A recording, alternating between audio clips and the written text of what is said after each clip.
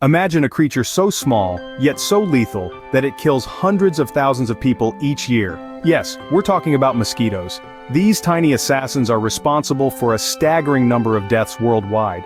In fact, they are considered one of the deadliest animals on Earth. Why, you ask? It's because of the various diseases they can transmit. We're not just talking about a common cold here. Mosquitoes are carriers of severe illnesses that have claimed countless lives. Malaria, for instance, affects over 200 million people annually and results in hundreds of thousands of deaths.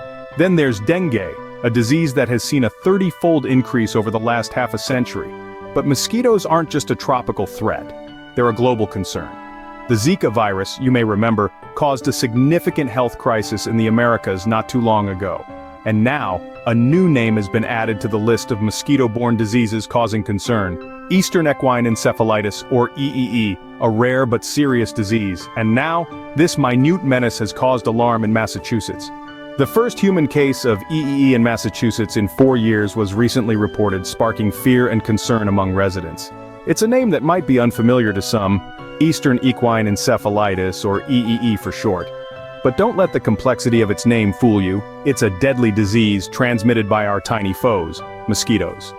Now, what exactly is EE? It's a rare but serious viral disease that can cause inflammation of the brain. Symptoms typically begin with a sudden headache, high fever, chills, and vomiting. As the disease progresses, it can lead to disorientation, seizures, or even coma. The stakes are high. The disease is severe in all ages and can cause significant mortality and morbidity. 1 in 3 people who contract EEE die from the disease, and survivors often live with severe and permanent complications. It's a grim picture, isn't it? But it's not all doom and gloom. The silver lining in this dark cloud is the swift response from the state. With this new case, the state has taken immediate action.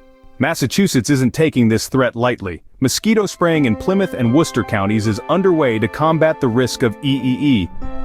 The state is deploying a robust strategy to keep its citizens safe. This involves the use of truck-mounted and aerial spraying, cutting-edge methods that help cover larger areas and target hotspots for mosquito activity. These efforts are concentrated in Plymouth and Worcester counties, regions that have been identified as high-risk areas for EE. But what makes these areas a high risk? The answer lies in the local ecology. These regions provide the perfect breeding ground for mosquitoes, with plenty of standing water and dense vegetation. However, it's not just about the geography.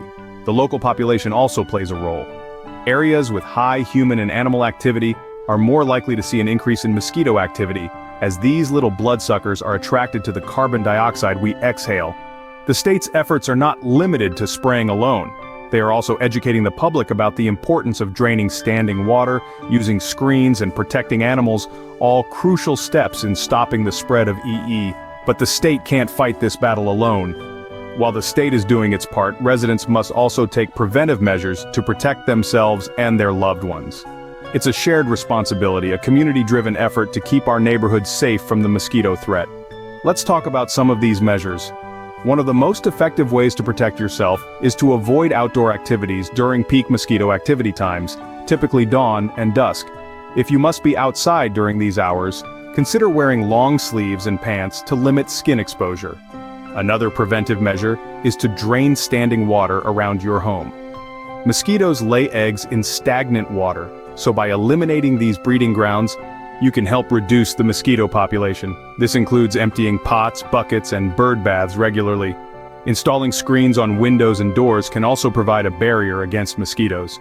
This simple measure can drastically reduce the number of mosquitoes entering your home, and consequently, the risk of mosquito-borne diseases. Lastly, don't forget about your pets. Mosquitoes can transmit diseases to animals as well, so it's important to protect them. Speak with your vet about appropriate preventive measures for your pets. Community participation is key in combating the mosquito threat. It's not just about protecting yourself, but also about safeguarding your neighbors, your friends, and your family. Together, we can put a stop to the deadly mosquito outbreak in Massachusetts. As the summer heats up, so does the mosquito population, and with it, the risk of mosquito-borne diseases. This annual surge, expected to be particularly intense this year, has prompted the state to take proactive measures. Spraying operations in Plymouth and Worcester counties, encompassing both truck-mounted and aerial methods, are part of a comprehensive strategy to combat the deadly Eastern equine encephalitis. However, the state's efforts alone cannot fully eradicate the threat. The public plays a pivotal role in this battle. By draining standing water, the breeding ground of mosquitoes, using screens to keep these pests out of homes, and avoiding outdoor activities during peak mosquito times, we can significantly lower our risk. Protecting our pets and livestock from exposure is equally important, as they too are susceptible to these diseases. The fight against mosquitoes is a fight for our health. Stay informed, stay vigilant, and stay safe.